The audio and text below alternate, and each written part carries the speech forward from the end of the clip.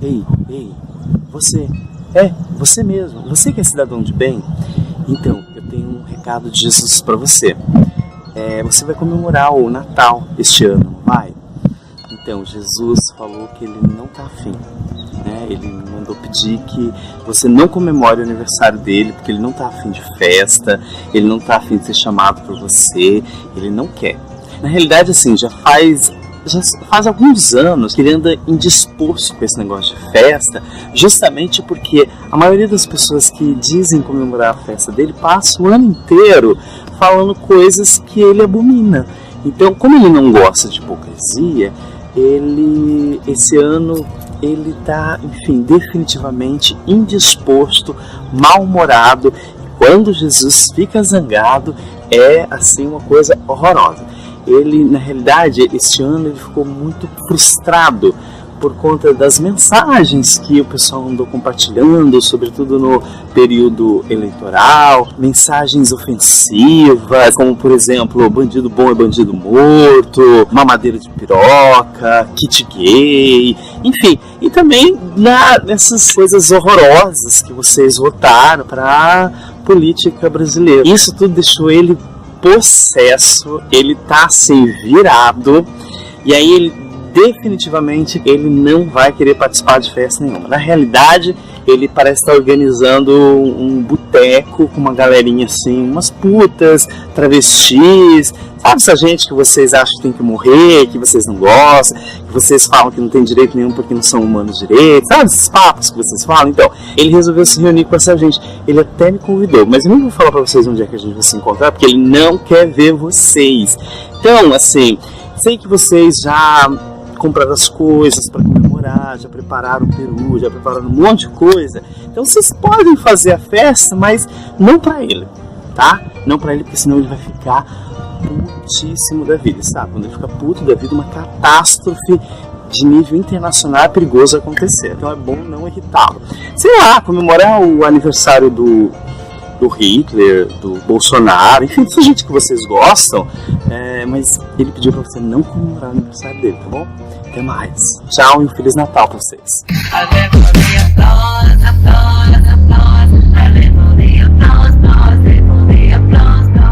Boa tarde, galera. Hoje é dia 24 de dezembro, véspera de Natal, e trago aqui pra vocês mais um vídeo do Politeralizando.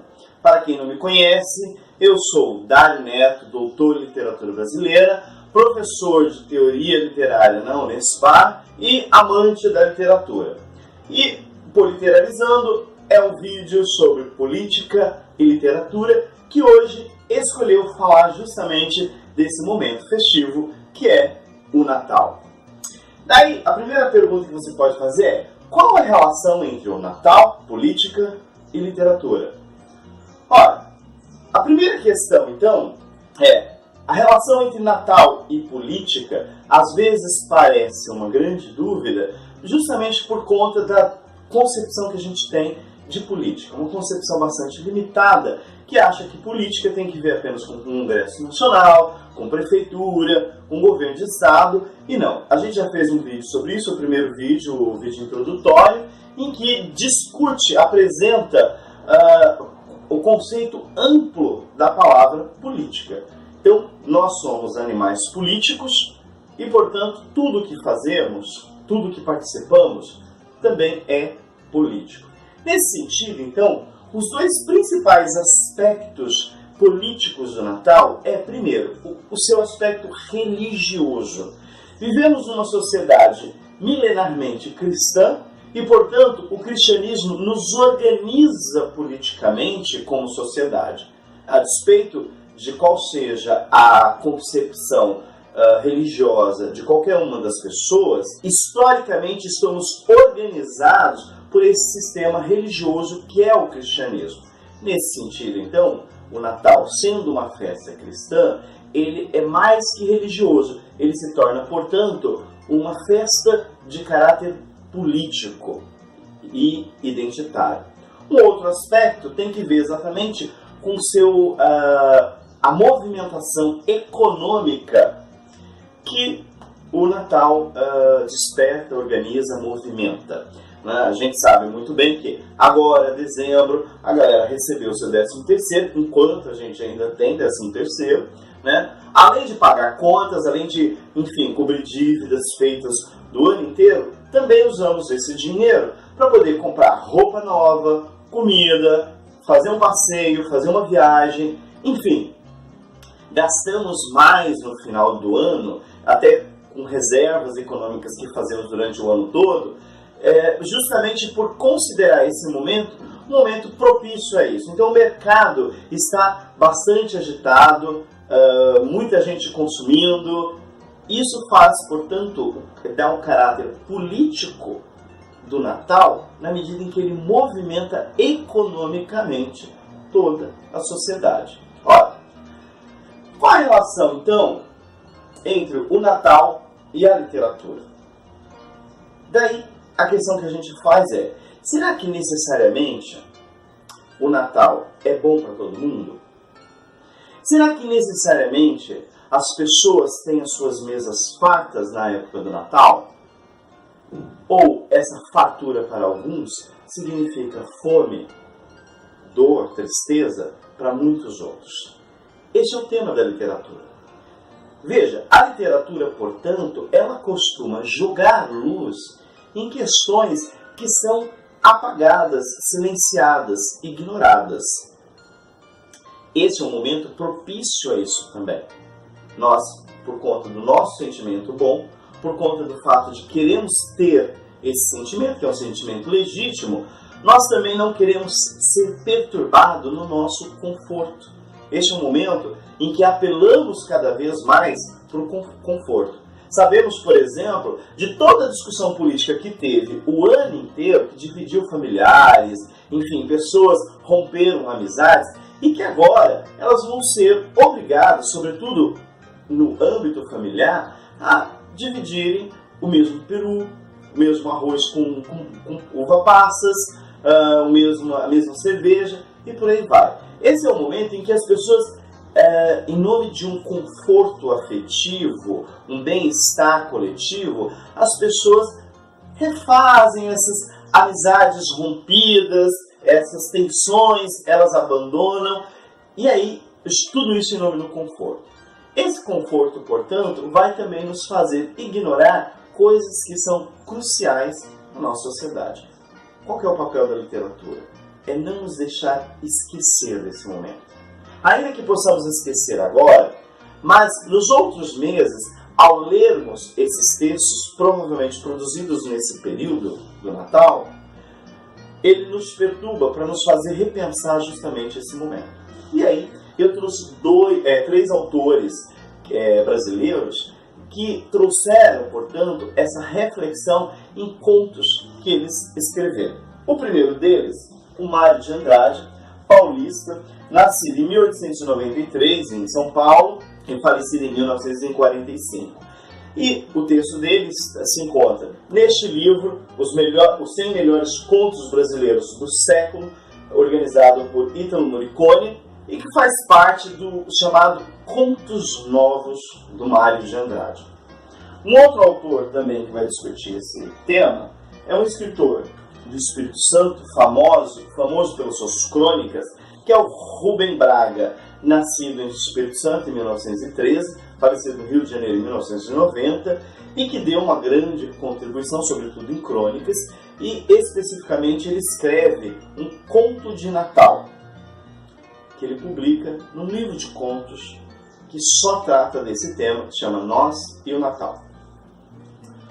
Uma outra autora que vai discutir esse tema também é Lígia Fagundes Telles, outra paulistana, nascida em 1913, e que também, neste livro, antes do Baile Verde, ela escreve um conto chamado Natal na Barra. É esses três contos, portanto, que queremos examinar. O primeiro conto, do qual iremos tratar, de Rubem Braga, Conto de Natal, ele faz uma adaptação do nascimento de Cristo.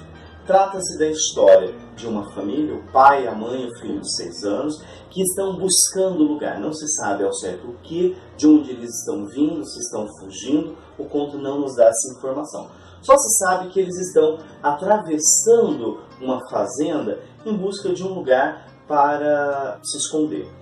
E a mãe grávida vai então provavelmente ter a luz a qualquer momento. Nisso passa um carro de um amigo conhecido que dá carona a eles.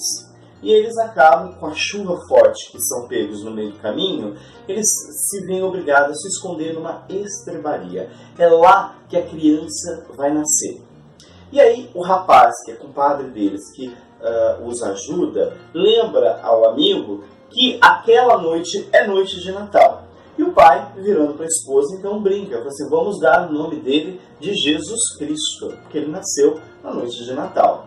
Enquanto isso, o filho de 6 anos vai lá mexer com o irmãozinho e descobre que o seu irmão está morto. E o conto termina com a frase, o menino Jesus Cristo está morto. Ao tratar desse tema, nessa perspectiva, Rubem Braga evidencia uma das realidades muito presente em vários lugares do Brasil, que é justamente a pobreza associada à questão racial, porque as personagens são personagens negras, e que muitas vezes estabelecem, sobretudo no interior do Brasil, em vários lugares, estabelece uma relação de dependência quase que de escravidão no trabalho para fazendeiros. A realidade deles, portanto, é muito distinta do que imaginamos e do que vamos imaginar ou passar nessa noite de Natal. São pessoas que não têm onde morar, muitas vezes o trabalho que fazem é um trabalho de semi-escravidão, pessoas que vivem em situação de miséria e que, portanto, não têm sequer garantida a dignidade humana de constituir uma família. Apesar de tudo isso, vê-se que a existência do pai, da mãe e do menino de 6 anos, que nesse contexto eles ainda conseguem criar alguma forma de resistência para existirem como família. É isso que Rubem Braga nos traz à luz com o tema do Natal. Um outro conto, que é a de Lígia Fagundes Telles, Natal na Barca, é narrado em primeira pessoa e não se sabe ao certo se é uma narradora ou um narrador, está atravessando, está em uma barca acompanhada de umas 4 pessoas numa noite de Natal.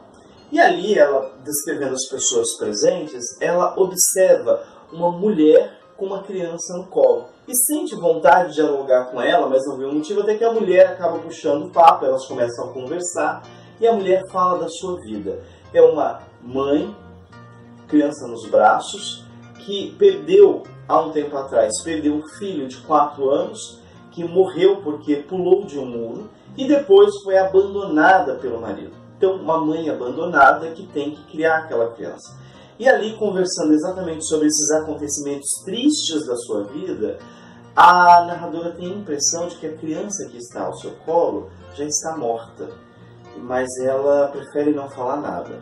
Ao final do conto, quando elas se despedem, ela percebe que na realidade a criança está viva.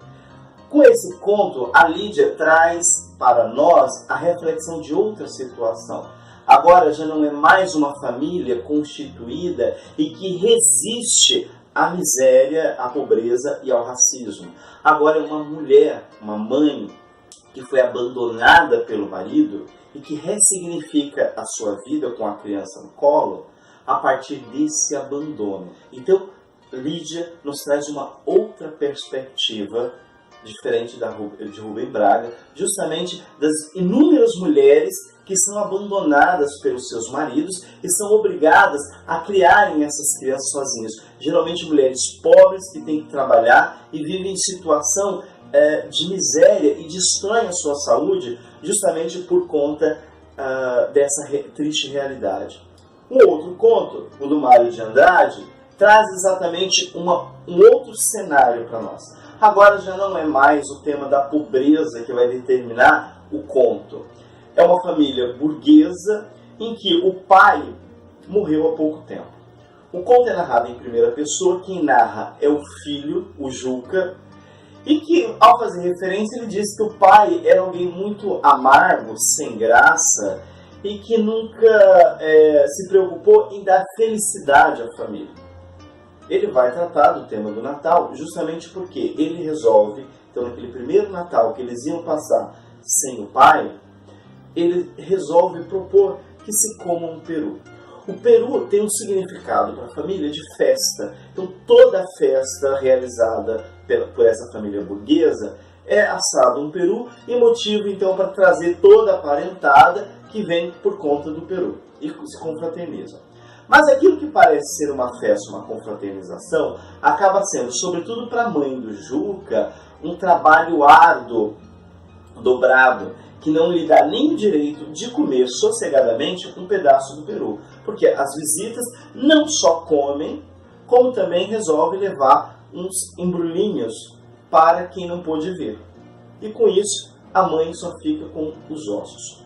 Por conta disso, então, o filho resolve fazer isso. Vamos fazer um Natal em que nós vamos comer um peru e não vamos convidar ninguém. Então, eles resolvem fazer.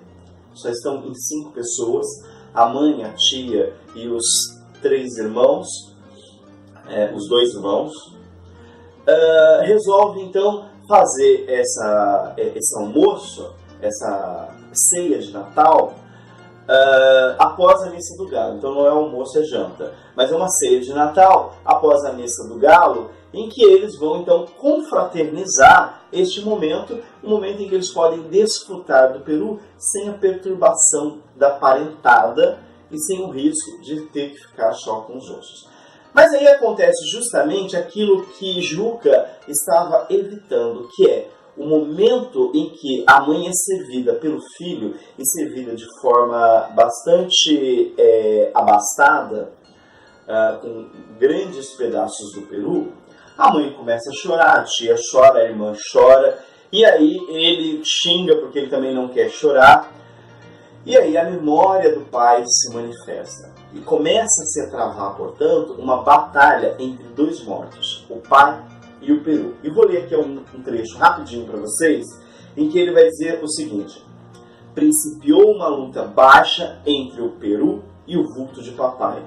Imaginei que gabar o peru era fortalecê-lo na luta. E está claro, eu tomara decididamente o partido do peru. Mas os defuntos têm meios visguentos, muito hipócritas de vencer.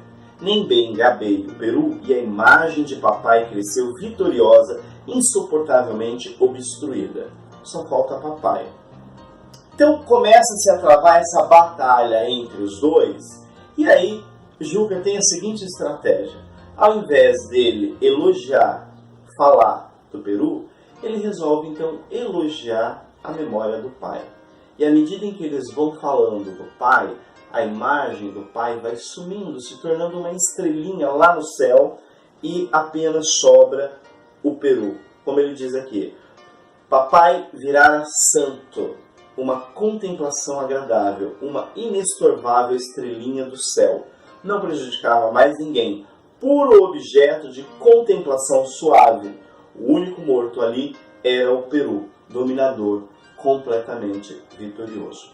Com isso, o Mário de Andrade evidencia aos leitores justamente algo que é essa instituição familiar em torno da ceia de Natal.